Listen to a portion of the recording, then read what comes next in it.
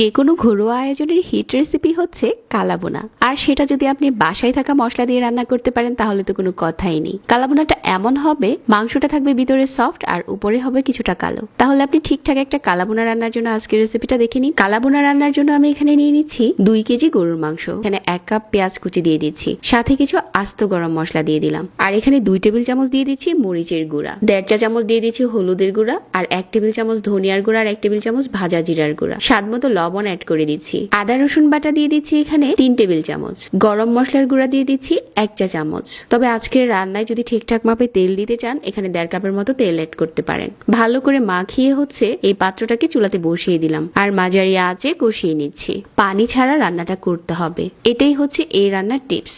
এখন চুলায় একটা প্যান বসিয়ে এখানে আমি অল্প একটু তেল দিয়ে কিছু পেঁয়াজ দিয়ে দিলাম, এরকম 4 ভাগ করে কেটে নাও, আর কিছু লাল মরিচ। এটার উপরে যে মাংসটা আমরা আগে থেকে কষিয়ে রেখেছিলাম এখন এটা দিয়ে দিলাম। এখন এই প্যানে দেওয়ার পর মিডিয়াম আঁচে শুধু ভেজে নেবেন। আমি চিটাগংয়ে এক বাসায় দাওয়াত খাওয়ার পর এই রেসিপিটা পেয়েছিলাম। এভাবে করে বেশ কিছুক্ষণ সময় নিয়ে এটাকে শুধু বুনতে হবে। এর চাইতে বেশি সময় ধরে কুক করা যাবে না, তাহলে আবার পুরো কালো হয়ে যাবে। কালাবোনার বৈশিষ্ট্য হচ্ছে মাংসটা উপরে কালো হবে, তবে ভিতর থেকে কিন্তু মাংসটা অনেক সফট আর জুসি থাকবে। এটা দারুণ হয়েছে।